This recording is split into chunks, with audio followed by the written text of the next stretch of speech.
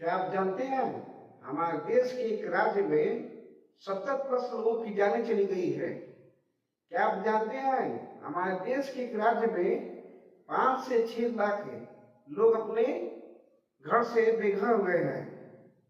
क्या आप जानते हैं उस राज्य की स्थिति क्या है इस समय, जो आधे से अधिक जिले आपदा परिवर्तन में बदल गई है। आपको जानकारी नहीं होगी। अगर जानकारी नहीं हुई होगी ना, कहीं हेडलाइन पढ़े होंगे कि इतने लोगों ने बाढ़ में अपनी जान गंवा दी है, तो आपने स्क्रॉल कर दिए होंगे। आप रील्स देखते होंगे तो वो न्यूज नहीं पढ़ते होंगे जो हमारे देश में क्या चल रही है। लेकिन हम वो न्यूज आपको जरूर देते रहेंगे कि उस राज्य का इस समय क्या कंडीशन है। जय हिंद दोस्तों, मेरा नाम मयंक है। अगर आपको ये वीडियो अच्छा लगे तो आप एक लाइक जरूर कीजिएगा और एक सब्सक्राइब जरूर कीजिएगा, क्योंकि आपके एक सब्सक्राइब से हमें एक ऊर्जा मिलती है। इसीलिए आप एक सब्सक्राइब का बटन जरूर दबाएं। चलिए अब हम शुरू करते हैं। असम राज्य में बाढ़ का कहर ऐसा मचा हुआ है कि वहां के लोगों की जाने गई है। वहां के लोगों ने अपने घर छोड़ गए हैं। रिपोर्ट के मुताबिक यह है कि 70+ लोगों की जाने गई है। 5 से 6 लाख लोगों के घर चले गए हैं। वो लोग बेघर हुए हैं।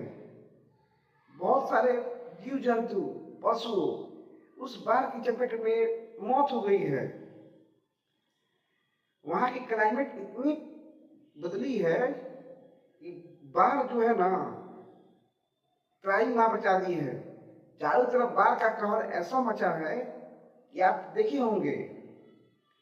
अगर आपको न्यूज देखते वक्त आपको एक न्यूज देखते वक्त आपको एक हेडलाइन दिखा होगा कि असम राज्य में 70 लोगों की मौत हो गई है। देखिए, आपने उसको स्क्रॉल कर दिए होंगे। लेकिन हम आपको उस न्यूज को विस्तार से बताने जा रहे हैं। गवर्नमेंट के रिपोर्ट के हिसाब से वहां के लोगों को मौतें बहुत अधिक हो गई है। वहां के जीव जंतु की मौत बहुत हो गई है। कहा जाता है कि क्लाइमेट से छेड़छाड़ ना कीजिए। जिस दिन क्लाइमेट आपसे छेड़छाड़ करेगा ना, आपको छोड़ेगा नहीं। जैसे गुजरात में बाढ़ आई है, जैसे हिमाचल प्रदेश में बाढ़ आई है, जैसे असम में बाढ़ आई है, बिहार में बाढ़ आती है, दिल्ली में भी बाढ़ आती है। इसीलिए कहा जाता है कि पौधे लगाइए, पौधे काटिए कम।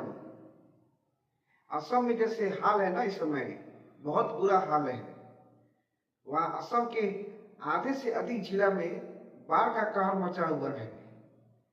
पानी का वहां लेवल है 10 फुट 11 फुट के ऊपर चला गया है, जिससे बहुत सारा घर बाढ़ की चपेट में आ गई है।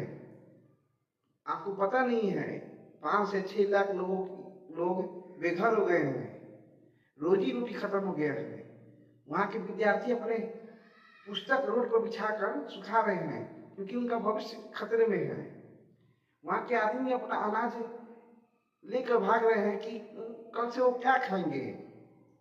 हम पूछना चाहते हैं वो सरकार से, जो अभी हाल फिलहाल में चुनाव हुआ था, जो अमित शाह, हेमंत सोरेन, प्रधानमंत्री नरेंद्र मोदी वहां जाकर भाषण दिए थे कि इस साल हम असम को बाढ़ मुक्त करेंगे। हर साल, आप जानते नहीं होंगे, गूगल पर सर्च कीजिएगा, वैसे मैं यहाँ लगाऊंगा।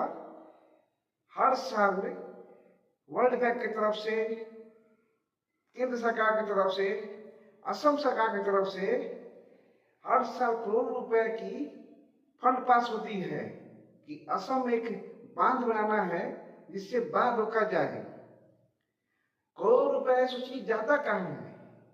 एक बाढ़ के नाम पर वो पैसा भ्रष्टाचार होकर नेता की जेब में चली जाती है।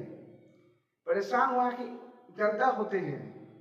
असम में इस समय जो जनता का विश्वास जो टूटा है ना सरकार से, वो आप जान नहीं सकते हैं।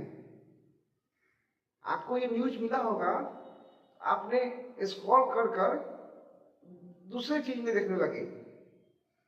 लेकिन आप जानिए असम में कितने दर्दनाक हादसे हैं कि लोगों को खाने को नहीं मिल रहा है, लोगों को रहने का जगह नहीं है। सरकार कहाँ है? हम पूछना सकते हैं सरकार से, आप कहाँ हो? इलेक्शन के वक्त तो आप तो महीने महीने वहां रहकर रैली करते हैं, लेकिन बाहर में एक बार भी आप इलेक्शन नहीं किए। अब आपने हवाई यात्रा नहीं किए, कहीं कहीं जनता को खाने के लिए एक दाना नहीं है। और कहीं कहीं सरकार हवाई के थ्रू राहत सामग्री भेज रही है। वो पैकेट आप खोल कर देखिएगा ना, उस वीडियो को देखिए लोग आप लोग ना, तो उसमें इतना कचरा है, वो जानवर नहीं खाएंगे तो इंसान कहाँ से खाएगा? सरकार को इतनी कचरा मिलती कहाँ से है? अगर उनको बोला जाएगा खाने के लिए, वो खाएंगे। उस पॉलिथीन में एक दो पानी की बोतल है और इतने कचरा भरे हुए है ना, वो लग रहा है कि जानवर के लिए भी नहीं है वो चीज, वो जानवर भी नहीं खाते होंगे। हमें तो लगता है सरकार बस वोट के वक्त दिखती है, आपदा के वक्त एनजीओ वाले, समाज सेवा वाले, बड़े बड़े यूट्यूबर, बड़े बड़े आदमी ये दिखते हैं।